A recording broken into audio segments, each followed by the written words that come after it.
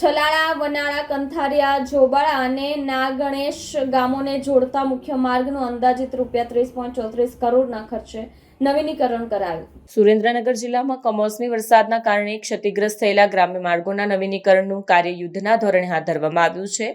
મુખ્યમંત્રી ભૂપેન્દ્ર પટેલની સંવેદનશીલ સૂચનાના પગલે જિલ્લા વહીવટીતંત્ર અને માર્ગ અને મકાન વિભાગ દ્વારા આ માર્ગોના સમારકામ માટે ત્વરિત પગલાં લેવામાં આવ્યા છે.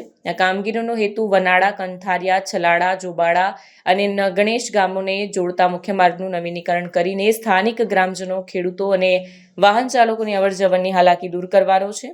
આ નવીનીકરણના કામમાં હાલમાં કુલ 22 કિલોમીટર જેટલા ભાગમાં મેટલ કામ તેમજ વેટ મિક્સના લેયર દ્વારા સ્ટ્રેટનિંગની કામગીરી પૂર્ણ કરવામાં આવી છે. આ ઉપરાંત 16 કિલોમીટર જેટલા ભાગમાં ડીબીએમ તથા અંદાજિત 6 કિલોમીટર જેટલા ભાગમાં બીસીની કામગીરી પણ પૂર્ણ થઈ ગઈ છે. હાલમાં સ્ટ્રક્ચરની તેમજ રિટેનિંગ વોલ બનાવવાની કામગીરી પ્રગતિ હેઠળ છે.